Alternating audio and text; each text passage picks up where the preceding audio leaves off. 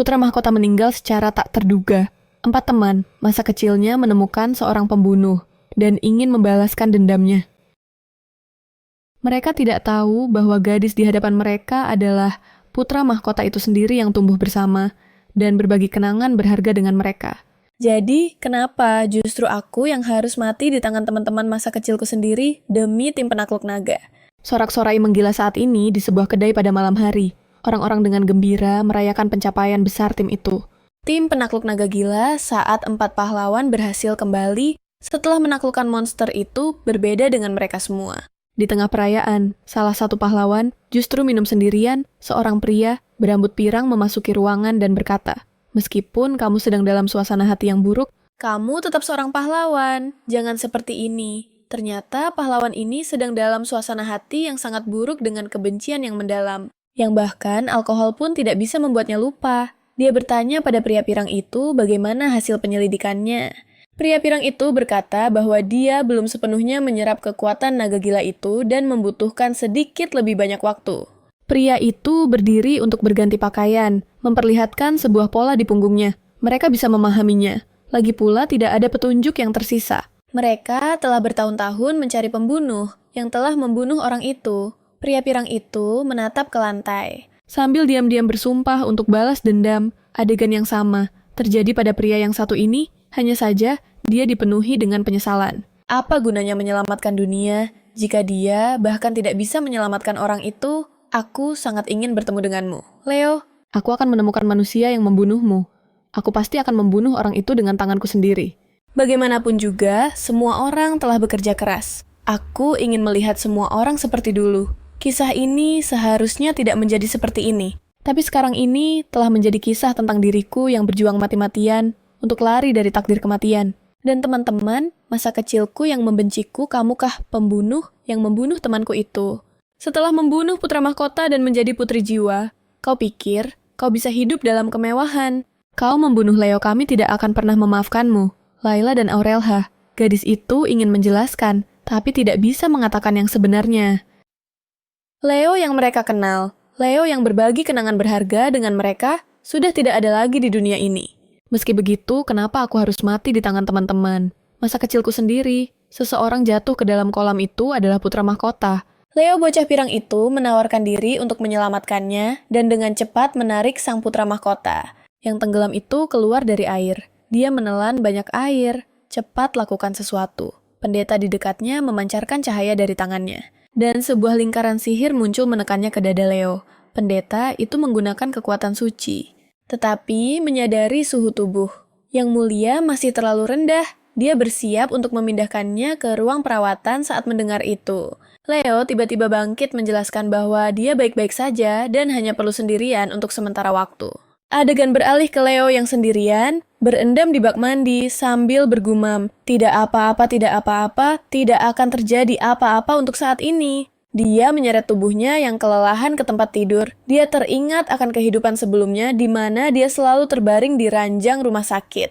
Hanya bisa membaca novel atau bermain game di dalam game.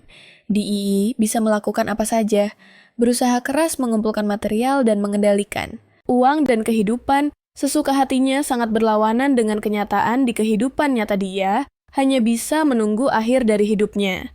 Gadis itu sangat berharap jika dia bisa terlahir kembali. Dia ingin hidup di dalam game ini, tapi segalanya tidak berjalan seperti yang diharapkan. Gadis itu memang benar-benar terlahir kembali, karena dia masuk ke dunia novel ini. Ini adalah sebuah novel yang pernah gadis itu baca di kehidupan sebelumnya, dan identitas yang dirasuki gadis itu adalah Aurelia. Aurelia dari Kekaisaran Aurelia, yang mana permaisuri saat ini adalah Lady Sorelia, kakaknya Putri Iris. Meskipun telah meninggal dunia, pernah jatuh cinta dengan seorang kesatria rakyat jelata, penjaga semasa hidupnya, dan melahirkan seorang putri. Dan putri itu adalah Lily Aurelia, dengan ayah seorang rakyat jelata dan ibunya Iris. Meninggal tak lama setelah melahirkan Bagi Lily, perebutan takhta menyebabkan kekacauan internal di kekaisaran yang berakibat pada nasib Lilia. Dia menjadi anggota keluarga kekaisaran yang terlupakan hidup di menara kecil di pinggiran kota kekaisaran. Mengenakan pakaian yang tidak pas dengan tubuh kecil dan kurang gizi, memakan makanan seadanya meskipun sulit. Dia menjalani kehidupan yang damai. Sampai sang kaisar muncul di sana, dia sangat senang mengetahui bahwa adiknya telah melahirkan Seorang anak perempuan, karena selain para pelayan itu tidak ada yang tahu tentang keberadaan gadis itu, dan gadis itu juga memiliki tanda perjanjian darah. Membuktikan garis keturunan bangsawannya yang terpenting, dia berusia kurang lebih sama dengan putranya Leo. Dan selanjutnya, kaisar memerintahkan kematian para pelayan yang mengetahui kebenaran itu tepat di depan mata gadis itu di masa lalu, yang jauh seekor naga terbangun di benua itu. Mereka yang mengalahkan naga dan menyelamatkan dunia adalah Kaisar Suci Drakania dan 5 ksatria. Setelah kelima ksatria itu menjadi pahlawan, masing-masing dari mereka mendirikan kekaisaran Kaisar Suci membagi kekuatan sihir naga di antara mereka. Mengakui otoritas setiap keluarga kerajaan, tetapi dia menuntut bahwa jika harinya tiba saat naga itu bangkit kembali, para ksatria harus menjawab panggilan gereja Drakania dan membuat perjanjian darah. Begitulah tahun-tahun berlalu beberapa tahun yang lalu. Sebuah telur naga gila muncul di tepi benua yang tidak bisa dihancurkan dengan cara apapun dikelilingi oleh kekuatan sihir. Yang gelap karena pengaruh telur naga itu, monster-monster brutal bangkit kembali dan dunia jatuh ke dalam kekacauan. Gereja Drakania memanggil keturunan para pahlawan para kaisar dari 5 kekaisaran untuk hari di mana naga iblis akan turun. Gereja menuntut agar keturunan dari kekaisaran dikumpulkan di kuil yang bertanggung jawab atas pendidikan mereka. Maka keturunan para pahlawan, 5 anak, pembawa tanda perjanjian, menerima panggilan dari kuil. Oleh karena itu, putra Kaisar Aurelia menerima panggilan itu, tetapi bagaimana mungkin dia membiarkan putra satu-satunya pergi ke tempat yang begitu berbahaya? Oleh karena itu, dia memotong rambut panjang Lailia, dan sejak saat itu, Lailia menjadi putra mahkota kekaisaran Aurelia di kuil. Laila tampak geram kaisar sialan itu. Apa yang telah dia lakukan pada seorang gadis malang, dia benar-benar menipu gadis itu untuk menggantikan putra mahkota. Dan masuk ke kuil hanya dengan iming-iming setumpuk makanan lezat, tapi tidak ada pilihan lain. Karena gadis itu sangat kelaparan saat itu. Pada saat yang sama, gadis itu tidak bisa meminta bantuan karena kaisar telah memasang mantra pembungkam padanya jika dia mengungkapkan bahwa dirinya adalah Leia. Dia akan memuntahkan darah dan mati. Situasi ini hampir sama dengan kehidupan sebelumnya. Masih menunggu kematian di bawah bayang-bayang kefanaan. Tetapi dia tidak menginginkan itu. Leia baru berusia 7 tahun. Dia masih punya kesempatan, jadi dia harus bertahan dulu selama 3 tahun ini. Dia tidak boleh membiarkan siapapun mengetahui bahwa dia adalah seorang penipu selain keempat anak dari keluarga yang punya tanda perjanjian di kuil. Juga ada anak-anak bangsawan dari berbagai negara yang tinggal bersama di sini. Anak-anak bangsawan itu sangat menentang kehidupan di sini. Harus mencuci rambut mereka sendiri, berpakaian sendiri, memakai seragam yang sama setiap hari dan memakan makanan yang mengerikan. Tapi Lelia berpikir, tempat ini seperti surga, pakaiannya nyaman dan semua orang setara. Dan selain waktu doa harian dan jam kegiatan waktunya sangat bebas, poin utamanya adalah kamu bisa makan makanan lezat. Kapan saja di kafetaria. Novelnya sendiri hampir tidak menggambarkan kehidupan di kuil, hanya menyebutkannya beberapa kali di alur cerita selanjutnya. Selama 3 tahun tanpa kehadiran pemeran utama pria dan wanita, novel itu tidak menulis tentang Lilia yang menggantikan putra mahkota Leo dan kehidupan seperti apa yang dia jalani. Setelah memasuki kuil novel, itu hanya menuliskan bahwa Lilia meninggal di kolam renang di ibu kota kekaisaran 3 tahun ini seharusnya baik-baik saja. Dia pun menuju ke ruang makan. Kemudian saat makan, Lilian berpikir bagaimana bisa seseorang tenggelam di kolam renang karena sebuah tipu muslihat. Mereka benar-benar tidak punya otak. Tiba-tiba sebuah suara muncul, itu adalah anak laki-laki pirang yang telah menyelamatkan Lilian. Kemarin Lilian langsung teringat bahwa anak ini adalah pangeran kekaisaran. Raspere salah satu protagonis dari tim penaklukan naga gila dan juga salah satu calon pemeran utama kedua yang jatuh cinta pada protagonis wanita. Pada pandangan pertama, Romeo Raspere. Dalam ingatan Lilian, dia adalah orang yang sangat baik dan beradab. Namun Romeo saat ini terus-menerus mengingatkan bahwa dia telah menyelamatkan putra mahkota Leo. Jelas-jelas dia mengharapkan imbalan. Ternyata dia ingin Lely membantunya untuk membolos kelas. Membuat Lely berbohong kepada pendeta bahwa Romeo tertidur di kamarnya dan dia tidak tega membangunkannya, jadi dia tidak datang ke kelas. Lelia hanya bisa pasrah menyetujuinya. Di mana citra baik dan beradabnya itu. Melihat Lelia begitu penurut, Romeo berpikir mereka sangat akrab. Tapi tak lama kemudian seorang anak yang dianggap Romeo tidak cocok dengannya. Muncul Felix Nyashi, pangeran kecil dari kekaisaran Nyashi pria yang nantinya akan menjadi kaisar kekaisaran Nyashi. Yes. Paladin terkuat dalam sejarah, meskipun kepribadiannya dingin, dia sangat tampan. Akio tidak menyangka di saat seperti ini hubungannya dengan Romeo sudah seburuk itu. Saat ini duduk di seberang sana. Adalah seorang anak laki-laki berambut perak dan bermata merah. Oscar Cresber, meskipun sekarang terlihat lemah, dia adalah pria yang akan menjadi kaisar gila. Nantinya, ada juga Karizaskar, keponakan kaisar dari kekaisaran Askar. Dan orang yang paling banyak berkorban setelah penaklukan naga gila berakhir. Dan semua orang ini adalah target kebencian Romeo.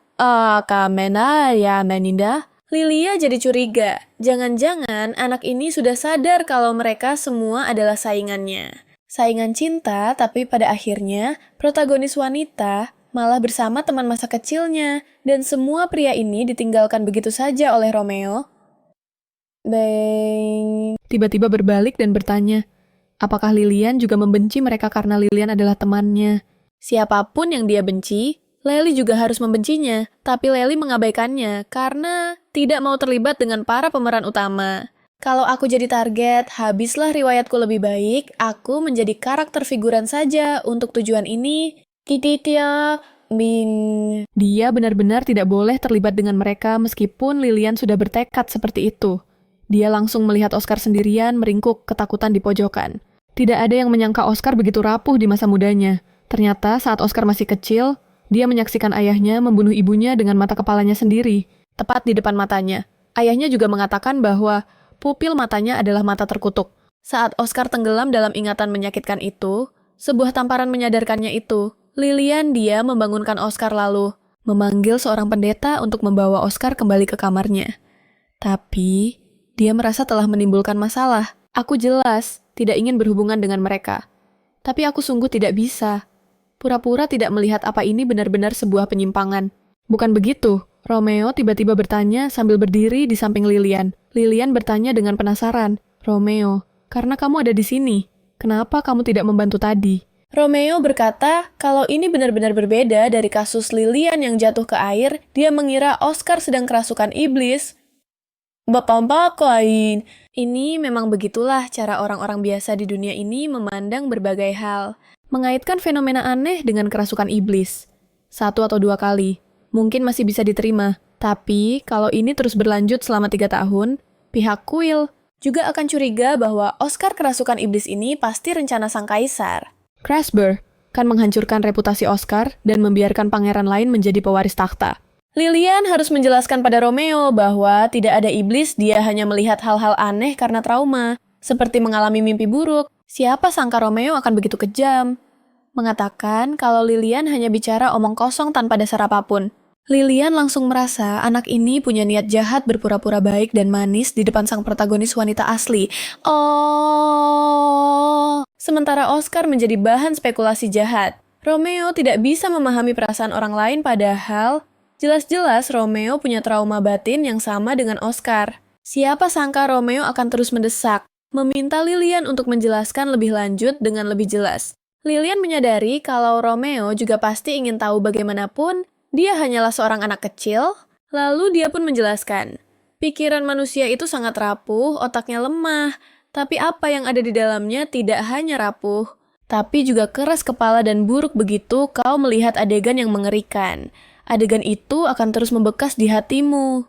Dan ketika tubuhmu lemah dan lelah, kau akan teringat kenangan itu, dan jika kenangan itu terus berulang, gambaran-gambaran mengejutkan akan muncul di benakmu. Seumur hidup itu pasti sangat menyakitkan beberapa orang hidup dalam rasa sakit sepanjang hidup mereka. Dan pada akhirnya, karena tidak sanggup menahannya, mereka memilih untuk mengakhiri hidup. Mengakhiri hidup sendiri adalah sebuah Dosa besar menyerahkan jiwa kepada iblis dan mengkhianati gereja itulah yang disebut kerasukan iblis, apa artinya tradisi dan adat. Di hadapan seseorang yang sekarat karena kesakitan, orang tidak bisa berpikir normal setelah terus-menerus tersiksa. Mereka percaya bahwa hanya kematian yang akan mengakhiri semuanya sebenarnya. Lilian juga mengerti kenapa Romeo tertarik pada iblis. Romeo menyaksikan sendiri ibunya mengakhiri hidupnya dengan mata kepalanya sendiri. Jadi, benar. Ibunya sebenarnya mencintai pria lain, tapi orang tuanya tidak merestui hubungan mereka orang tuanya, bahkan menikahkannya dengan kaisar demi kekuasaan untungnya. Kaisar memperlakukannya dengan baik, berharap bisa merebut hatinya. Kaisar tidak menyalahkannya dan terus menunggu, sampai wanita itu perlahan membuka hatinya, tapi dia tidak pernah bisa melupakan pria yang dicintainya. Dan hubungan antara kaisar dan permaisuri sangat renggang karena cemas. Orang tuanya memilih untuk mengancam putri mereka sendiri. Jika kau ingin menyelamatkan kekasihmu, kau harus melahirkan seorang putra mahkota setelah Romeo lahir. Posisi permaisuri menjadi aman, tapi orang tua permaisuri menggunakan kelemahan ini untuk memeras putri mereka. Mereka mengancam nyawa pria itu setiap kali mereka menginginkan sesuatu. Tapi suatu hari, pria yang dicintai permaisuri itu bunuh diri. Dia tidak tahan membuat permaisuri menderita seumur hidup, karena dirinya permaisuri pun jatuh sakit karena rasa bersalah. Dan kondisinya semakin memburuk dengan halusinasi pendengaran. Dan berjalan dalam tidur, rumor pun segera menyebar bahwa permaisuri telah dirasuki iblis. Akhirnya, permaisuri memutuskan untuk mengikuti takdir yang sama. Seperti kekasihnya, aku tidak pernah menyangka Romeo akan menyaksikan adegan itu. Romeo, yang tumbuh di bawah cinta ibu tiri dan ayahnya yang baik hati, meskipun tidak tersiksa oleh halusinasi visual dan pendengaran. Seperti Oscar, tapi Lilia tahu bahwa luka batinnya belum sembuh, terutama ketakutannya pada iblis. Menatap anak yang malang ini, Lilia jadi berpikir, akankah luka di hatinya sembuh suatu hari nanti? Dia pun berkata pada Romeo bahwa tidak ada iblis di dunia ini. Yang ada hanyalah orang-orang yang menyakitimu. Siapa sangka Romeo akan berkata, jika hal ini diceritakan kepada para pendeta dan orang dewasa, Lilia mungkin akan dianggap sebagai penyesat. Kan saat itulah Lilia sadar, ini adalah berita buruk. Jika tersebar kabar bahwa putra mahkota adalah seorang penyesat, kaisar pasti akan mematahkan lehernya. Tidak ada pilihan lain untuk membuat anak ini patuh. Lilia harus mengancamnya jika engkau memberitahu siapapun tentang ini. Aku akan membunuhmu. Romeo pun langsung panik. Bagaimanapun juga, dia hanyalah seorang anak kecil, tapi Lilia masih belum bisa tenang sepenuhnya. Dia harus membuat anak ini mengerti rantai komando, lalu dia teringat bagaimana Romeo memanggil Leo di tim penakluk naga gila. Panggil aku kapten juga mulai sekarang. Mengerti Romeo sangat enggan. Dan selain itu, dialah yang memegang kelemahannya, tapi karena ingin tahu lebih banyak tentang iblis. Dia akhirnya berkompromi dengan sang kapten. Di samping Oscar, para pendeta bertanya, apakah Pangeran Romeo memukulmu, Oscar? Oscar tahu kalau Romeo sebenarnya menolongnya, tapi karena masih kecil, dia tidak bisa menjelaskannya dengan jelas. Tergagap untuk waktu yang lama. Sebelum akhirnya berkata, dia mencoba menolongku pada saat ini. Lilia sedikit menyesal. Aku seharusnya tahu. Tidak seharusnya menjadikan Romeo sebagai bawahanku baru 1 hari. Dia sudah bermain-main di kamarku. Saat itu, terdengar ketukan di pintu, lalu di bawah tatapan sang kapten, si bawahan pergi membuka pintu. Tapi tak disangka, orang yang datang ternyata adalah Oscar bocah. Aku bertanya, kenapa kau di sini bangsawan macam apa? Kau ini apa? Kau bisu tanya Romeo dengan sombong. Hei Romeo, karena dia sudah di sini. Jangan menakutinya. Mengerti, Kapten? Ternyata Oscar datang untuk berterima kasih atas kejadian kemarin. Lilia berpikir itu bukan masalah besar dan bahkan mengeluarkan camilan yang dibawa Romeo untuk mentraktir Oscar melihat kaptennya begitu baik pada si gagap kecil ini. Romeo menjadi sangat kesal dan berkata, Oscar itu mentalnya tidak stabil dan bicaranya gagap. Oscar menggerak-gerakkan tangannya. Sambil berkata bahwa dia gagap saat gugup atau takut, sepertinya dia memang gagap seperti itu setiap hari. Lelia tidak tahan lagi dan menghentikan Romeo. Jangan keterlaluan, teman tidak seharusnya dengan si gagap kecil ini, padahal dia sudah jelas-jelas bilang tidak menyukai anak itu. Romeo keluar ruangan dengan marah. Lilian pun harus meminta maaf pada Oscar atas kekasaran Romeo, mengatakan bahwa meskipun Romeo bukanlah orang yang baik. Sifat aslinya tidaklah jahat, tapi Oscar terus menggosok-gosok tangannya. Sambil berkata, kalau Romeo benar, dia memang tidak punya teman. Tidak akan ada yang mau berteman dengan orang yang gagap. Seperti dirinya. Melihat Oscar yang masih sangat muda namun sudah pasrah menerima diskriminasi dan perlakuan seperti itu, Lilian tidak bisa menahan rasa sedih dan langsung menghibur Oscar. Bagaimana mungkin kamu tidak punya teman? Jadilah temanku saja. Kalau aku tidak menyukaimu, untuk apa aku menolongmu? Mendengar itu, Oscar menjadi sangat terharu. Tapi dia penasaran, kenapa Romeo memanggilnya kapten? Lilian pun menjelaskan, tentu saja karena aku tampan dia melihatku menenangkanmu dan jadi merasa hormat padaku. Oscar langsung berkata kalau dia juga ingin memanggil Lilian kapten. Lilian seketika panik. Teringat adegan di novel aslinya di mana Oscar membalaskan dendam ibunya. Dia membunuh ayahnya sendiri, menjadi kaisar berdarah, dan berkata pada ayahnya, sekarang, jika ada yang berani menginjak-injak kepalaku, akan kubasmi semuanya ayah. Kau yang pertama, dia takut jika Oscar memanggilnya kapten. Sekarang, nanti dia juga akan disingkirkan. Tapi Oscar mengira Lilian ragu-ragu karena kegagapannya, dan tak berdaya untuk menghibur Oscar. Lilian setuju untuk membiarkannya memanggilnya kapten setelah mendapat izin. Wajah Oscar langsung tersenyum. Sebenarnya, Lilian selalu khawatir identitasnya sebagai perempuan akan terbongkar. Tapi melihat banyak anak laki-laki cantik lainnya seperti Romeo dan Oscar, dia merasa lega pada hari berikutnya. Begitu Lilian membuka mata, dia melihat Romeo dan Oscar sudah menunggunya untuk pergi sarapan bersama. Di sepanjang jalan, keduanya bersaing untuk mendapatkan perhatiannya, yang cukup mencolok. Saat itu, Oscar menyebutkan bahwa ada sebuah kegiatan malam ini yang katanya akan membuat semua orang berkumpul di luar gereja Kroa punya tradisi untuk membuat para calon pendeta baru. Mendaki gunung di malam hari. Mendaki bersama dapat menumbuhkan kerjasama tim dan menghilangkan rasa takut pada iblis. Meskipun gunungnya kecil, jaraknya cukup jauh untuk anak-anak para pendeta menyuruh anak-anak pergi ke sebuah kabin di tengah perjalanan mendaki gunung, dan begitu mereka sampai di tujuan dan menyalakan lilin untuk mengusir iblis. Mereka boleh kembali. Para pendeta mengatakan pada anak-anak untuk tidak takut, karena para pendeta mendaki gunung ini setiap hari, dan di sana hanya ada hewan-hewan kecil seperti kelinci dan tupai. Mereka pun mulai mendaki secara berpasangan. Oscar bertanya, "Kapten, kau berpasangan dengan siapa?" "Aku akan pergi sendiri." "Romeo, kau berpasanganlah dengan Oscar." "Romeo, kau tidak takut?"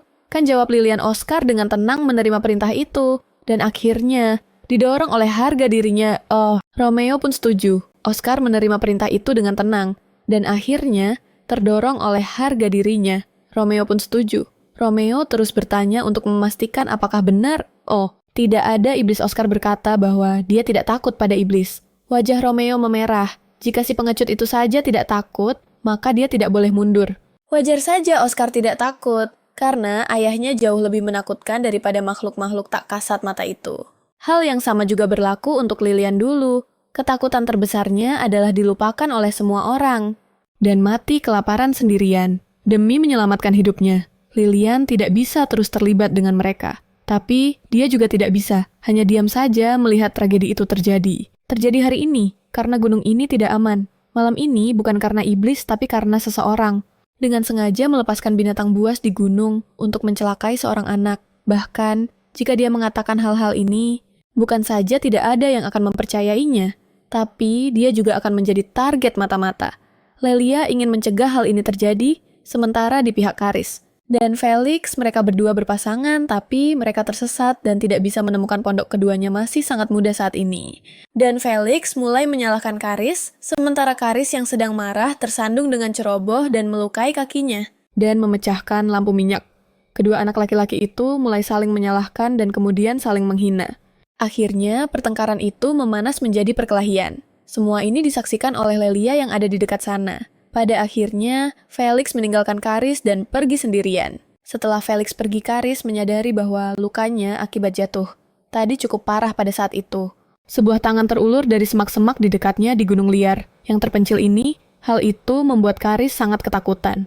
Ternyata pakaian Lelia tersangkut di dahan dan dia tidak bisa bangun. Jadi dia mengulurkan tangannya. Tapi Karis yang masih mengira itu, serangan iblis melancarkan tendangan terbang yang langsung mengenai Lelia yang kebingungan. Setelah serangkaian teriakan yang mengerikan, Karis menyadari bahwa itu adalah si gadis bodoh yang bermain permainan kapten. Saat ini Karis juga gemetar ketakutan, tapi dia berpura-pura tangguh dan kuat. Aku tidak menyangka Pangeran Leo lebih lemah dariku. Kakinya terluka lagi karena tendangan itu. Baru saat itulah, Lelia ingat tujuannya dia memanggil Karis untuk segera turun gunung bersamanya. Tapi, siapa sangka Karis hanya berbaring di tempat mengatakan bahwa kakinya dalam kondisi seperti itu. Jadi, mereka hanya bisa menunggu di sini. Sampai pagi melihat sikapnya yang acuh tak acuh.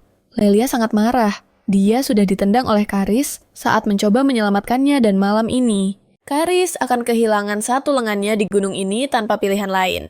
Lelia hanya bisa mengatakan yang sebenarnya dia memberitahu Karis bahwa binatang buas akan muncul di gunung ini. Karis tentu saja tidak percaya. Jadi, Lelia mengatakan bahwa binatang buas itu dilepaskan oleh pamannya. Paman Karis langsung menghampiri. Lelia menanyakan siapa dia sebenarnya dan siapa yang mengirimnya. Lelia harus mengangkat telapak tangannya, mengatakan bahwa dia adalah putri mahkota Aurelia.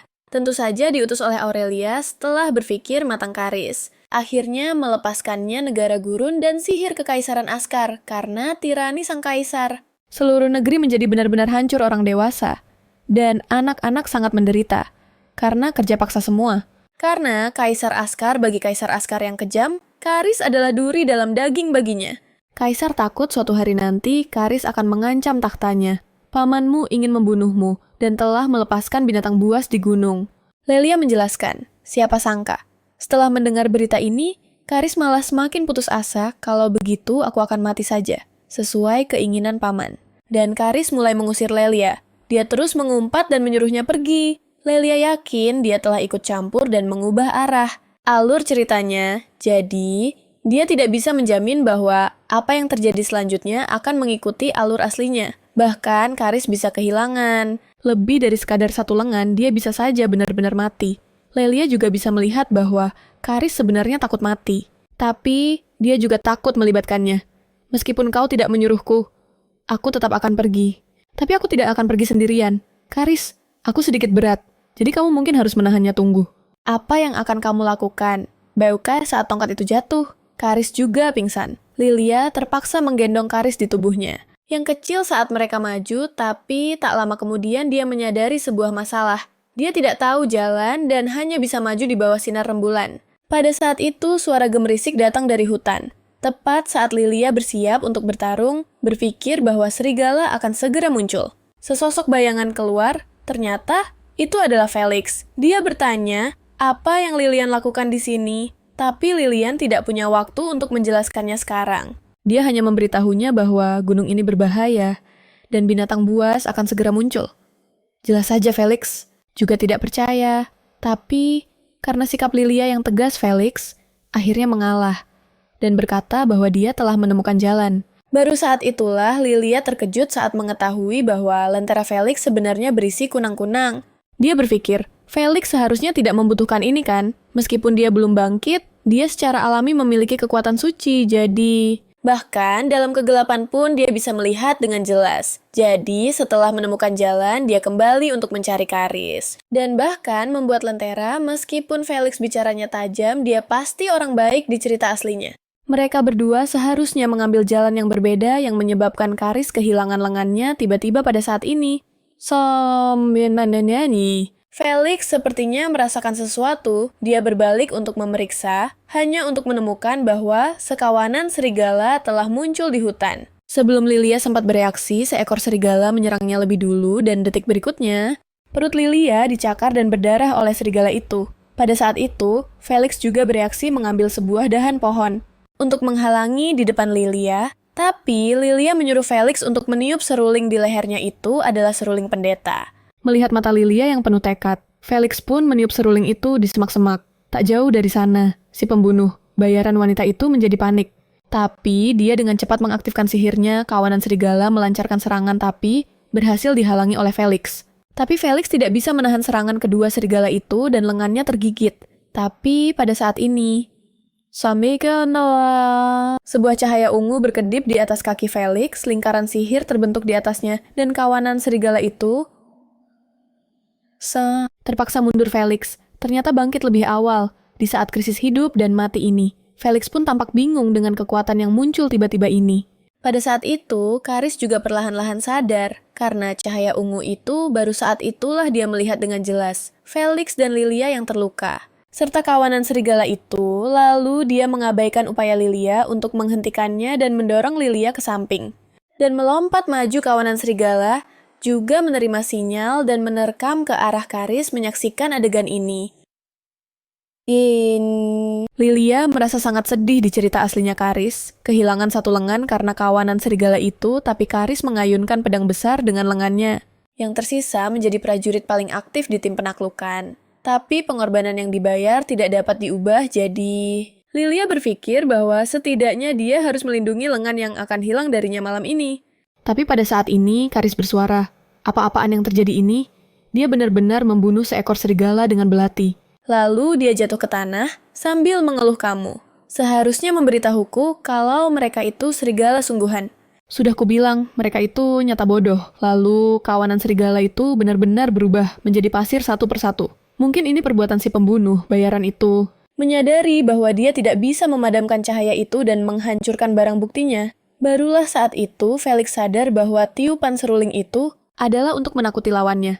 Dan Karis juga menemukan bahwa itu adalah sihir yang menggunakan pasir. Mengetahui bahwa pamannya sendiri, Anita Dindenari Mindani, benar-benar ingin membunuhnya. Karis pun menangis terseduh-seduh. Lilian tidak bisa memikirkan kata-kata untuk menghiburnya. Jadi, dia menyuruh Karis untuk naik ke punggungnya. Karena di sini masih belum aman Felix. Juga menyadari gawatnya situasi dan menawarkan diri untuk menggendong Karis. Tapi Lilian menolaknya tak punya pilihan lain untuk menghemat waktu. Karis pun melompat ke punggung. Lilian anehnya, pergelangan kaki kirinya yang terluka. Tapi, kenapa pergelangan kaki kanannya yang terasa begitu sakit? Lilian pun dengan cepat meminta maaf. Karena saat menggendongnya setelah pingsan, dia tidak sengaja menginjak kaki kanannya. Felix merasa, ini lucu, mereka baru saja hampir mati. Tapi masih bisa tertawa. Sementara itu di perkemahan Oscar, sangat khawatir. Hari sudah fajar, dan dia masih belum melihat kaptennya lalu. Sesosok muncul dari hutan itu, Lilian, tapi detik berikutnya dia langsung pingsan. Lilian perlahan membuka matanya dan melihat Oscar, Tom, dan Romeo yang menatapnya dengan cemas. Lilian, yang baru sadar langsung duduk menanyakan kondisi dua orang lainnya. Oscar memberitahunya bahwa mereka telah menerima perawatan dan pergi menemui pendeta agung. Pada saat itu, Romeo membawa masuk seorang pendeta. Pendeta itu terlihat sangat ramah, menanyakan apakah Lilian merasakan ketidaknyamanan. Tapi seketika itu juga dia panik, karena semua lukanya telah sembuh dan pakaiannya telah diganti ini. Berarti identitasnya sebagai perempuan akan terbongkar. Kaisar pasti akan membunuhnya. Tapi pendeta itu mendekat dan berbisik padanya bahwa dialah yang mengganti pakaiannya. Tidak ada orang lain yang melihat apa-apa. Dan dia akan merahasiakan hal ini, tidak akan memberitahukannya kepada siapapun. Lalu pendeta itu meninggalkan ruang perawatan di bawah tatapan. Bingung Lilian, ya Mika kyuk. Tapi tak lama kemudian Felix dan Karis masuk, keduanya sudah pulih dari luka mereka. Felix menyarankan Lilian untuk menemui pendeta agung karena mereka berencana memanfaatkan kesempatan ini untuk mengajukan protes karena insiden yang begitu serius telah terjadi. Ya, para pendeta punya tanggung jawab untuk memberitahu semua negara dan menyelidikinya secara menyeluruh. Tapi pelaku utamanya Paman Karis Kaisar Askar ingin menyelesaikan masalah ini secara diam-diam, jadi kekaisaran lain tidak bisa banyak bicara. Pada akhirnya, Kuil hanya meminta maaf kepada semua negara dan berjanji akan menjaga anak-anak dengan lebih baik di masa depan. Tapi bagaimana perasaan Karis yang telah kehilangan satu lengannya sebenarnya dalam cerita aslinya? Karis juga tahu pamannya ingin membunuhnya, tapi dia tidak memberitahu siapapun dan tidak bisa meminta bantuan dari orang lain. Jadi, Lilian memutuskan untuk tidak mengungkapkan masalah ini, menganggapnya seolah tidak pernah terjadi. Karis sangat terkejut. Sementara yang lain tidak mengerti kenapa harus merahasiakan masalah seserius ini, tak punya pilihan. Lilian terpaksa mengarang cerita. Karena ayahku terlalu memanjakanku, dia menciumku setiap malam sebelum tidur dan memelukku saat aku tidur jika dia tahu tentang ini. Dia pasti akan mengamuk. Bisa-bisa dia membunuh naga gila atau semacamnya. Kebohongan ini membuat Lilian merasa bersalah. Oleh karena itu, dia meminta semua orang untuk tidak membicarakan masalah ini. Dia bahkan menawarkan akan mengabulkan satu permintaan untuk setiap orang melihat Lilian berkata begitu. Semua orang setuju kecuali Romeo. Dia tidak tahan melihat kaptennya terluka. Tapi setelah dimarahi oleh Lilian, dia berlari keluar kamar lagi dengan perasaan sedih. Oscar pun menasihati Lilian untuk membiarkannya saja. Romeo menenangkan diri sebelum bicara. Saat itu juga, Felix dan Karis bertanya, kenapa Romeo memanggil Lele dengan sebutan kapten? Lele terpaksa menjelaskan kalau mereka sendiri yang mau memanggilnya begitu. Tersentuh oleh penjelasan Lele, mereka berdua pun ikut memutuskan untuk memanggil Leila kapten beberapa hari. Kemudian, karena para korban sendiri yang meminta kerahasiaan, para pendeta menjadi sangat bahagia, seolah-olah ada kue yang jatuh dari langit untuk mereka. Mereka bahkan datang secara pribadi untuk membungkuk dan berterima kasih, sambil menjamin hal seperti itu tidak akan terjadi lagi, dan berjanji akan melakukan investigasi. Mereka akan menyelidiki pelakunya secara menyeluruh. Tapi Lelia tahu, meskipun mereka menyelidikinya, mereka tidak akan menemukan apapun, karena semua ini sudah diatur oleh pendeta agung dan kaisar dari kekaisaran Oscar. Tanpa bukti, tidak akan ada yang dihukum. Setelah kejadian itu, mereka kembali ke kehidupan sehari-hari yang damai. Kecuali, kali ini, Lele punya 2 bawahan tambahan. Dan semua orang pindah ke kamar Lele. Tentu saja sebagai seorang gadis, Lele langsung menolaknya. Lele sangat kesal, karena dia harus menahan kehidupan seperti ini selama 3 tahun lagi. Seiring berjalannya waktu, Leila benar-benar menjadi pusat perhatian. Bagaimana tidak, dia adalah anak yang dipanggil kapten oleh 4 pangeran. Bukan hanya itu, dia juga mendapatkan sekelompok penggemar cilik. Tapi, dia juga didekati oleh gadis-gadis yang mengaguminya. Mimpinya untuk hidup tenang dan tak terlihat benar-benar hancur. Dan semua ini gara-gara kelompok 4 pangeran lintah darat itu. Kemanapun dia pergi, keempat pangeran itu selalu mengikutinya. Hari ini, Lily bangun pagi-pagi untuk sarapan, berharap bisa menghindari para pengikutnya itu. Alasan gadis ini mendekatinya ternyata untuk menanyakan apakah Felix pernah membicarakan dirinya kepada Lely. Ternyata gadis itu adalah tunangan Felix, tapi Felix bersikap agak dingin padanya. Lely ingin berpura-pura tidak terlalu mengenal Felix, berharap bisa menghindari topik ini. Tapi saat itu juga, para pangeran lintah itu bangun dan datang mencari mereka lagi. Gadis itu melihat tunangannya di antara keempat pangeran itu, wajahnya langsung memerah dan dia langsung lari terbirit-birit. Keempat pangeran itu juga menyadari gadis yang tadi berbicara dengan kapten mereka.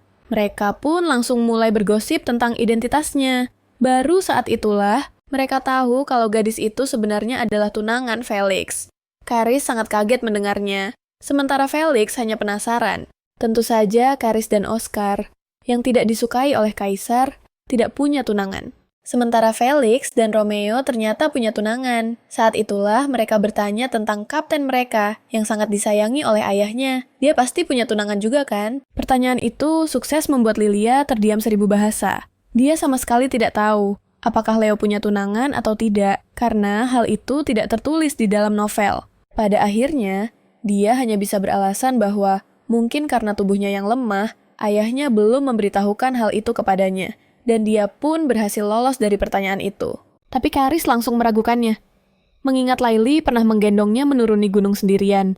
Laila menjelaskan kalau itu adalah situasi darurat di mana dia sampai lupa rasa lelahnya. Dan Karis seharusnya berterima kasih padanya. Karena sudah mengerahkan kekuatan sebesar itu untuk menyelamatkannya. Saat itu, Romeo bertanya, seandainya dia yang terluka, apakah sang kapten akan menyelamatkannya juga? Bahkan, Oscar ikut mendesaknya dengan pertanyaan yang sama. Lilia harus terus-menerus mengalihkan pembicaraan. Tapi saat semua orang sedang asyik bercanda, Lilia menyadari bahwa Felix sangat pendiam. Dia memang mengikuti Lilia seperti ketiga pangeran lainnya. Tapi sebenarnya dia bersikap cukup dingin pada Lilia. Jadi, Lilia juga berjanji pada Felix. Kalau dia terluka, Lilia pasti akan menyelamatkannya juga. Malam itu, saat semua orang tertidur lelap, Oscar tiba-tiba terbangun sambil mengerang kesakitan. Sepertinya kondisinya yang dulu kambuh lagi. Dia pun tidak bisa berhenti berpikir. Iya, memang nih, makanya. Tolong aku, Kapten. Keesokan harinya Romeo menyarankan agar mereka tidak hanya tinggal di kamar mereka. Sepanjang waktu mereka harus keluar dan bersenang-senang sesekali ke distrik komersial di zona netral suci. Si Sita Istam. Lelia ragu apakah para pendeta akan membiarkan mereka pergi. Tetapi Romeo mengatakan bahwa dengan tidak mengungkapkan insiden sebelumnya, mereka pada dasarnya telah memegang kelemahan kuil. Oleh karena itu, mereka tidak hanya bisa keluar, tetapi kuil juga akan mengatur penjaga untuk mereka. Tapi Oscar tidak mau pergi. Dia bilang dia lelah dan ingin tinggal untuk tidur. Menyuruh yang lain untuk pergi, tanpanya. Saat itulah, Lilian ingat bahwa Oscar takut pada tempat-tempat ramai. Bukan hanya karena trauma yang disebabkan oleh ayahnya, tetapi juga karena dia takut berinteraksi dengan orang, ingin membantu Oscar. Lilia memikirkan rencana yang bagus. Dia memanggil semuanya. Ayo kita semua pergi bersama. Tapi Romeo yang baru saja menganggap Oscar menyebalkan tiba-tiba ragu. Jelas dia tidak ingin meninggalkan Oscar. Tapi Lelia punya rencananya sendiri. Jadi, rombongan itu menuju ke distrik komersial. Tempat ini sangat ramai dan hidup, meskipun tidak bisa dibandingkan dengan jalanan di negara para pangeran. Dan benar saja, kuil mengirim 5 ksatria suci sebagai pengawal mereka. Pada saat ini, Lelia menemukan toko yang ingin dia kunjungi, sebuah toko mainan dan boneka. Yang menarik perhatian Lelia adalah boneka kelinci berwarna merah muda. Romeo tidak bisa menahan diri untuk tidak mengeluh. Kita ini bukan perempuan, kenapa membeli boneka? Lelia membalas, siapa bilang hanya perempuan yang boleh suka boneka? Tapi setelah bertanya, dia baru tahu kalau tidak ada satupun dari mereka yang membawa uang, kecuali Felix. Dengan murah hati menawarkan diri untuk membayarnya, Lilian dengan gembira mengambil 2 boneka kelinci. Alasannya membeli boneka itu adalah ini. Dalam cerita aslinya, protagonis wanita Juliana memberikan sebuah boneka beruang kepada Oscar, yang dijuluki monster mata merah, telah membunuh ayahnya sendiri dan naik takhta, sambil berpikir, jangan takut, ini adalah versiku. Dia secara bertahap lolos dari mimpi buruk yang menyiksanya berkat hadiah dari Juliana. Dia tidak tahu apakah hadiah yang tidak diberikan oleh protagonis wanita akan memiliki efek yang sama. Melihat Lilia mengambil 2 boneka, yang lain menyadari bahwa yang kedua ditujukan untuk Oscar. Keduanya menoleh ke Felix untuk meminta bantuan. Mereka juga menginginkan boneka. Felix dengan pasrah menyetujui permintaan mereka. Laila sangat senang karena dia ingin membantu Oscar dan sebenarnya juga menginginkan boneka beruang untuk dirinya sendiri. Plot kedua yang melibatkan boneka ini juga berkaitan dengan protagonis wanita dari cerita aslinya, Juliana. Dia adalah seorang gadis baik hati yang dicintai semua orang, tetapi dia tidak memulai hidup di lingkungan yang bahagia. Sebaliknya, ayah kandungnya adalah seorang pria kasar yang menganiayanya. Kehidupan yang menyakitkan itu terus berlanjut sampai dia bertemu seseorang. Orang ini adalah seseorang yang semua orang pikir sudah meninggal. Mantan kaisar kekaisaran Aurelia, Perseus Aurelia. Setelah Perseus jatuh ke dalam perangkap saudaranya, Ladil, dia kehilangan istri tercinta dan putrinya yang baru lahir. Dan tahtanya direbut. Dia bersembunyi bersama pangeran kembar untuk waktu yang lama. Ibu Juliana. Sebagai seseorang yang membantu Perseus merebut kembali tahtanya menjadi istrinya, itu adalah hubungan pernikahan kontrak. Dengan demikian, Juliana menjadi putri kaisar. Perseus mengumpulkan menteri-menteri lamanya dan mereka yang tidak puas dengan rezim Lydius. Akhirnya berhasil merebut kembali tahtanya dan mengeksekusi saudaranya, Lydius. Pada saat itu, Pangeran Leo sudah meninggal. Dan Juliana menjadi satu-satunya putri kekaisaran, menjalani kehidupan impian. Dia ingin menjadi lebih dekat dengan sang kaisar. Perseus adalah ayah kandungnya dan mereka telah kehilangan waktu bahagia bersama Juliana ingin memegang tangan ayahnya. Seperti anak-anak biasa lainnya, tapi Perseus tanpa sadar menepis tangan anak malang itu. Hati Juliana hancur dan dia menjadi murung. Perseus menyadari hal itu, jadi dia menyiapkan hadiah boneka beruang untuk Juliana dan meminta maaf memohon pengampunannya. Setelah tahu bahwa ayahnya tidak membencinya, Juliana dengan mudah menunjukkan senyum polos seorang anak melalui insiden ini. Perseus, dan kedua pangeran menjadi sangat menyayangi Juliana. Dan sejak saat itu, mereka terus memberinya boneka-boneka binatang. Oh, kasihanmu. Dan pada saat ini, Lilia masih tinggal di menara tanpa secercah cahaya pun setelah menyelesaikan hidupnya berpura-pura menjadi Leo di kuil. Yang menanti Lilia adalah kembali ke kehidupan menara yang sama seperti sebelumnya. Para menteri berkumpul setiap hari untuk membahas cara menangani Lilia.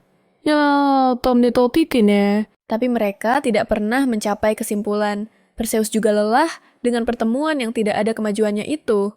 Dan pada akhirnya, dia bahkan tidak mau mendengar nama Lelia lagi. Masalah itu pun akhirnya dikesampingkan. Mereka membiarkan Lelia terus tinggal di menara. Dia tidak peduli sedikit pun pada putri adiknya yang menderita kelaparan itu. Tapi ini cukup wajar, karena ibu Lelia Putri Iris adalah seorang penjahat yang menyiksa mendiang Istri Perseus Elizabeth gadis yang ceria dan menggemaskan Juliana yang memiliki segalanya versus Lelia yang tidak punya apa-apa. Dan terlihat kurus dan menyedihkan karena kelaparan. Dia bahkan tidak punya kekuatan untuk menjadi penjahat yang menyiksa Juliana dengan kejam.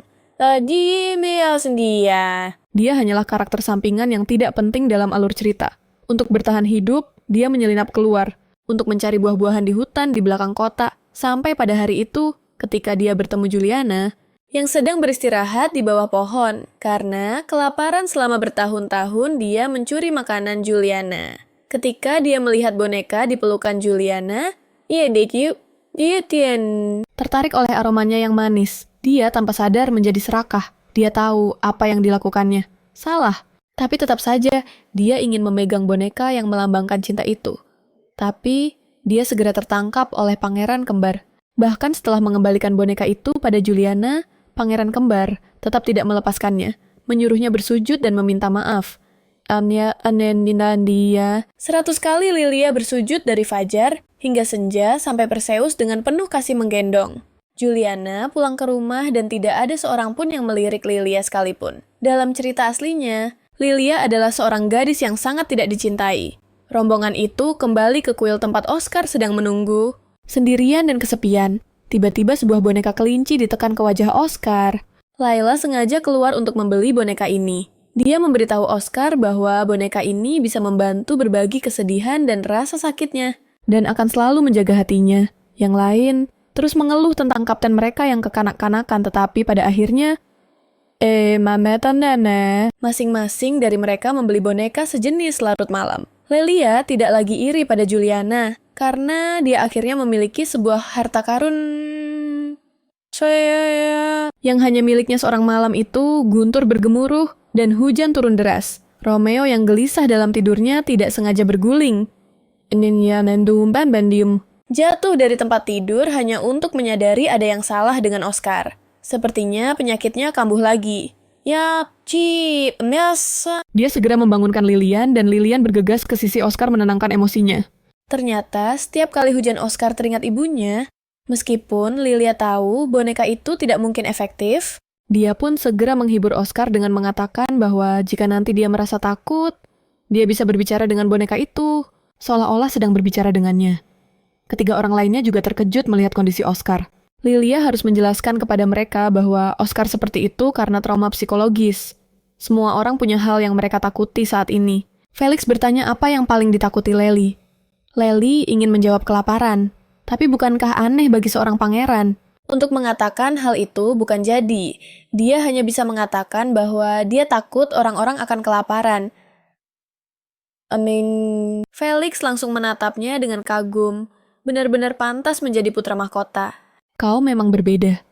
Ketakutan terbesar Oscar jelas adalah ayahnya. Sementara Romeo paling takut pada iblis. Tapi, Felix tidak mau mengakui punya ketakutan apapun. Saat Karis hendak mengatakan dia tidak takut apa-apa, Oscar dengan polosnya berkata, dia tahu apa yang ditakuti Karis, yaitu para gadis. Karena waktu seorang gadis mengajaknya bicara, dia langsung panik dan kabur. Karis pun seketika menjadi malu dan marah. Dia ingin memukul Oscar, tapi yang lain menahannya. Pemandangan ini membuat Lilia tertawa. Pada saat itu, Romeo menyarankan agar sekarang mereka bisa membicarakan hal-hal yang mereka sukai. Malam itu mereka membicarakan banyak hal, apa yang mereka suka dan apa yang tidak mereka suka. Kelebihan dan kekurangan mereka, seolah-olah mencoba mengisi waktu yang selama ini mereka lewatkan untuk saling mengenal, sambil mengabaikan hujan dan guntur di luar. Mereka tertawa bahagia hingga fajar menyingsing. Sejak hari itu, kelimanya menjadi semakin akrab. Mereka merayakan ulang tahun satu sama lain dan menghabiskan waktu bersama di setiap festival dari semua kekaisaran mereka. Bersama-sama melalui perubahan yang cepat. Hubungan masa kecil mereka benar-benar bisa disebut sebagai persahabatan. Waktu berlalu begitu cepat dan tanpa Lilia sadari, 2 tahun telah lewat. Pangeran Leo. Tolong terima ini menghadapi pengakuan dari seorang gadis. Lilia menjawab dengan lebih percaya diri. Terima kasih. Aku akan menjaganya baik-baik. Perlakuan lembut ini membuat jantung gadis itu berdebar kencang. Pangeran-pangeran lain juga telah tumbuh pesat selama 2 tahun ini. Bahkan Oscar tidak lagi terlihat seperti anak kecil, melainkan seperti seorang pemuda. Dia juga menyerahkan sepucuk surat kepada Lilia, yang membuat semua orang terkejut. Tapi sebenarnya itu adalah surat dari pendeta untuk Lilia. Baru saat itulah Lilia sadar bahwa Oscar yang dulu begitu kecil pun telah tumbuh sebesar ini. Benar-benar menghancurkan wibawa Kapten Lilia. Selain itu, kemampuan berpedang mereka juga menjadi semakin mahir dan sepertinya hanya Lely yang tertinggal di belakang. Saat membuka amplop itu sendirian, Lely menemukan bahwa surat itu sebenarnya dari Kaisar Lidius dari Kekaisaran Aurelia. Setelah membaca surat itu, Lalia mengepalkan tangannya dengan erat. Kemudian, saat menerima ajakan untuk makan bersama, Lalia tidak hanya menjawab dengan dingin tetapi juga menepis tangan. Karis yang terulur dan pergi begitu saja. Lagi pula, tidak ada yang istimewa dalam surat itu, hanya menyuruhnya untuk tidak melupakan tugasnya dan menjaga sikap. Sebuah peringatan yang ditulis karena takut rahasianya akan terbongkar. Tampaknya, bahkan dengan sihir pembungkaman, sang kaisar masih sangat gelisah. Tapi beberapa kata itu sudah cukup untuk mengingatkan Lely akan situasinya. Dia adalah Pangeran Leo palsu. Selama 2 tahun terakhir, mereka telah membicarakan banyak hal. Tapi tidak ada satupun yang dikatakan Lely adalah kebenaran. Nama, status, dan jenis kelaminnya, semuanya palsu. Karena setelah mereka berpisah 1 tahun lagi, semua orang akan mengetahui kematian putra mahkota Leo. Awalnya, Lily berpikir dia akan tinggal di sini selama 3 tahun. Berpikir kalau dia tidak akan pernah bertemu mereka lagi. Itulah yang dia pikirkan pada awalnya. Tapi hari-hari yang dia lewati bersama, semuanya begitu bahagia. Sampai pada suatu titik, Lilian mulai berharap agar kehidupan ini terus berlanjut. Sampai-sampai dia bahkan lupa kalau dia adalah seorang penipu. Dan saat mereka tahu tentang kematiannya, bagaimana reaksi mereka nanti, jiwa-jiwa baik seperti mereka pasti akan sangat patah hati. Lebih baik memutus kontak dan menjaga jarak mulai dari sekarang. Tapi saat ini, yang lain sudah datang ke kamar Lilian. Mereka tahu pasti ada sesuatu yang terjadi pada Lilian, yang membuatnya bertingkah seperti itu, dan mereka bertekad untuk membantu Lilian lagi pula. Kita bisa saling mengandalkan satu sama lain. Saat menghadapi kesulitan itulah yang diajarkan Lily kepada Oscar. Lilian pun sangat tersentuh, tapi dia masih belum bisa menceritakan yang sebenarnya. Jadi dia hanya bisa berkata kepada semuanya, jika dia mati, nanti dia berharap mereka tidak akan sedih. Karis percaya bahwa bahkan setelah mereka pulang ke rumah, mereka masih bisa bertemu lagi di tim penaklukan naga. Naga gila dan sebagai yang tertua, dia pasti akan melindungi Lely dan tidak akan pernah membiarkan siapapun menyakitinya. Tapi Lely bilang, dia mungkin tidak akan bergabung dengan tim penaklukan naga gila. Dia mungkin akan mati sebelum itu terjadi. Dia berharap semuanya berjuang dengan aman dan kembali sebagai pemenang. Mendengar kaptennya berkata begitu, Oscar mulai menangis. Dia tidak mau kaptennya mati, meskipun Oscar sekarang cengeng di masa depan nanti. Setelah mendapatkan pedang sihir yang sudah lama tersegel, Oscar akan menjadi makhluk abadi. Meskipun dalam cerita aslinya, dia menjadi seorang berserker dengan 1 tangan karis, menjadi raja tentara, bayaran yang bisa mengayunkan pedang besar dengan bebas, yang tidak bisa diangkat oleh siapapun. Felix yang memiliki kekuatan suci yang lebih kuat dari Kaisar Suci Kreutz, dan menjadi master pedang suci. Dan Romeo, dia mendapatkan jantung naga menjadi master menara sihir termuda dalam sejarah dan menjadi penyihir api naga. Dan akhirnya, Lily dia penuh dengan kebohongan dan tidak punya keistimewaan apapun. Tapi, dia merasa bangga menjadi teman dari para pahlawan masa depan ini. Tapi, dia juga sedih karena berada di antara mereka. Keesokan harinya setelah sadar, Lelia menyadari betapa memalukannya dia karena menangis. Tapi, dia juga sadar kalau waktunya hanya tersisa 1/2 tahun lagi. Di kuil, jadi selagi belum terlambat, dia harus membuat lebih banyak kenangan bersama semuanya. Bahkan, jika mereka mungkin tidak akan pernah bertemu lagi, dan hari ini adalah ulang tahun Felix. Semua orang memberikan hadiah, memberikan surat sudah menjadi tradisi di antara mereka. Mereka bisa menikmati kue sepuasnya dengan teman-teman penting di samping mereka. Namun begitu, Lilia kembali ke negaranya. Semua ini akan berakhir, meskipun enggan. Lilia harus mulai memikirkan apa yang akan terjadi setelah kembali ke kekaisaran pertama.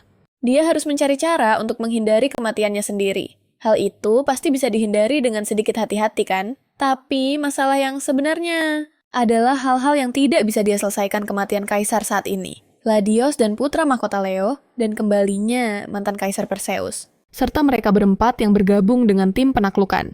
Naga gila dalam pertempuran itu, Karis akan menderita luka yang tidak bisa disembuhkan. Karena di dalam pedang besar yang hanya bisa digunakan, Karis tertanam sebuah permata relik suci yang dicari-cari oleh gereja Kroa. Dan hanya pedang, itulah yang punya kekuatan untuk menembus sisik naga dalam pertempuran sengit itu. Karis menggunakan pedang itu untuk menusuk sisik terbalik yang merupakan titik vital, naga gila, dan akhirnya naga gila itu pun tumbang. Dan dunia kembali damai. Karis juga terbakar di sekujur tubuhnya akibat serangan balik sang naga. Tulang dan dagingnya mulai meleleh tanpa kekuatan suci Felix. Dia mungkin sudah mati saat itu juga, berkat Felix, yang menggunakan seluruh kekuatannya untuk menyembuhkannya. Sebagian besar lukanya pulih, tapi satu-satunya hal yang tidak bisa disembuhkan adalah matanya. Sementara itu, rakyat kekaisaran Askar yang telah lama menderita di bawah tirani juga mendambakan seorang kaisar baru, Karis yang telah mengalahkan naga gila dan menjadi pahlawan. Bisa mengusir sang tiran dan menyelamatkan rakyat sampai mereka melihat mata Karis. Simbol keluarga kerajaan Oscar adalah mata emas, mata sang kaisar yang bisa melihat menembus segalanya. Lalu orang-orang mulai menghindarinya, mengatakan bahwa Karis dikutuk oleh naga gila. Mereka memujinya sebagai pahlawan di permukaan. Tapi di belakangnya mereka mengatakan dia terkutuk dan takut padanya. Tidak ada seorang pun yang ingin Karis menjadi kaisar. Meskipun diperlakukan seperti itu, Karis tidak menyimpan dendam pada siapapun untuk menghindari membuat orang merasa takut dan tidak nyaman. Dia bahkan menutupi matanya dengan kain hitam. Tapi protagonis wanita dari cerita aslinya, Juliana, menghibur Karis dengan lembut. Tidak percaya bahwa dia terkutuk. Mata itu telah menyelamatkan semua orang di dunia ini. Bagaimana mungkin itu bisa menjadi kutukan? Setelah hari itu, Karis menjadi salah satu pilihan kedua Juliana. Hubungan itu tidak membuahkan hasil pada akhirnya. Karis meninggalkan segalanya dan kembali mengembara. Lilian sangat marah dengan akhir cerita seperti itu. Lilian mencari di seluruh cerita aslinya, tapi tidak bisa menemukan cara apapun untuk mengubah takdir Karis. Hanya Karis yang bisa memberikan pukulan fatal pada naga gila itu. Dan untuk mengenai sisik terbaliknya, tubuhnya harus menanggung akibatnya. Meskipun mengetahui hal ini sebelumnya, dia tetap tidak bisa berbuat apa-apa. Lelia merasa sangat sedih atas ketidakmampuannya melakukan sesuatu untuk Karis. Dia tidak bisa berhenti berkhayal. Andai saja dia memiliki sihir seperti protagonis wanita, tapi dia tidak bisa merasakan kekuatan sihir apapun.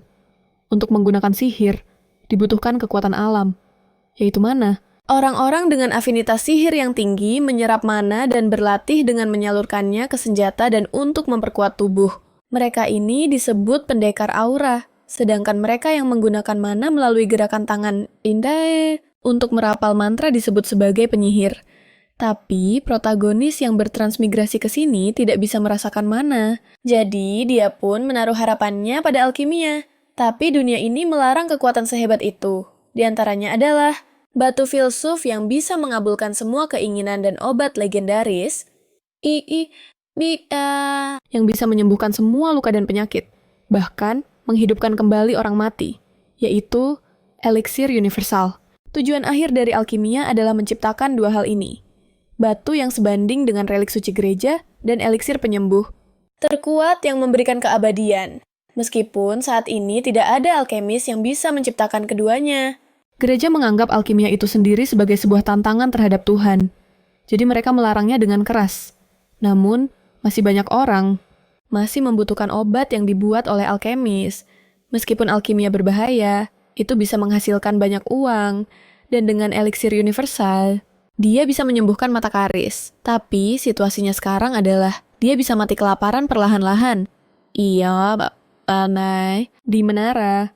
Tiba-tiba dia teringat markas rahasia mantan Ratu Elizabeth, tempat di mana Elizabeth sebagai seorang penyihir. Dia mendedikasikan dirinya untuk mencari sebuah lokasi rahasia yang disiapkan khusus oleh Kaisar, yaitu pondok kecil itu.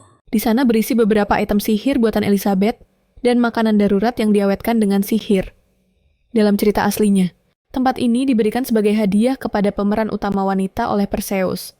Selama dia bisa menemukannya sebelum Juliana, dia tidak perlu lagi khawatir soal makanan keesokan harinya. Romeo membawakan semua orang sebuah pena ajaib. Asalkan seseorang menulis surat dengan pena itu, yang lain bisa menerima pesannya. Lilia sangat senang karena dengan ini, dia masih bisa berkomunikasi dengan semua orang. Sebelum pengumuman resmi kematian putra mahkota, hari ini adalah hari yang istimewa. Semua orang menyiapkan kue untuk Lilian. Namun saat semua orang sedang berbahagia, saat diberi selamat, dia malah mulai menangis karena hari ini bukanlah ulang tahun Leo, putri yang sedang dia perankan, melainkan ulang tahunnya sendiri. Karena tahun ini adalah yang terakhir kalinya, Lilia menjadi egois dan meminta untuk merayakannya. Meskipun tidak ada yang tahu ini ulang tahun siapa, semua orang tetap mau merayakannya bersama. Hal ini membuat semua orang berpikir kapten mereka sedang merayakan untuk seseorang, seperti almarhumah ibunya. Dan setelah itu, semua orang memasang ekspresi sedih. Baru saat itulah, Lilia teringat kalau tak satu pun dari mereka yang punya ibu, ayah Oscar menghabisi ibu kandungnya. Orang tua Karis meninggal dunia satu persatu setelah kelahirannya. Felix tidak punya ibu kandung, hanya punya ibu tiri yang membencinya, dan ibu Romeo. Mengakhiri hidupnya di hadapannya melihat situasi menjadi canggung. Lilian langsung menyerbu kue itu dan semua orang tersadar kalau mereka tidak makan. Sekarang juga, Lilian akan menghabiskan semuanya setelah itu. Mereka pergi ke puncak gunung. Lilian tidak mau lagi menghabiskan waktu dalam kesedihan dan tangisan. Dia memutuskan untuk tidak menangis lagi, karena tidak banyak hari yang tersisa untuk bersama mereka. Dia ingin melakukan lebih banyak hal dengan teman-temannya, melihat lebih banyak pemandangan indah, supaya saat dia mengingat kembali kenangan ini, dia hanya akan teringat wajah mereka yang tersenyum. Satu sama lain jadi, tolong ingat juga wajahku yang tersenyum ya. Aku sangat bahagia menghabiskan hari-hari ini bersama kalian semua. Terima kasih semuanya, sungguh luar biasa bisa bertemu kalian pada hari ini. Kereta kuda dari berbagai negara tiba di kuil. Dan akhirnya, hari perpisahan pun tiba untungnya. Oscar ada di sana untuk menangis bersama Lilian, melihat suasana yang begitu berat. Romeo melakukan sesuatu yang tak terduga. Dia memeluk semua orang satu persatu. Padahal kalau diingat-ingat, Romeo awalnya selalu bilang tidak suka pada siapapun memikirkan hal itu. Lilian tidak bisa menahan senyumnya. Dan Romeo juga adalah orang pertama yang benar-benar menghargainya. Dan begitulah, setelah berpamitan dengan setiap rekannya, Lilia masuk ke dalam sebuah kereta kuda. Menuju tujuan yang tak diketahui. Lilia merasa mereka tidak akan pernah bertemu lagi karena meskipun sang kaisar mati, kutukan itu akan selalu mengikutinya, tapi kenangan-kenangan ini bisa mendukungnya untuk terus melangkah. Dalam perjalanan pulang ke negaranya, Karis tidak pernah menyangka bahwa ketika dia akhirnya mengungkapkan keinginannya untuk menjadi seorang tentara bayaran, hanya kaptennya yang tidak menentang dan bahkan memberinya restu dengan begitu.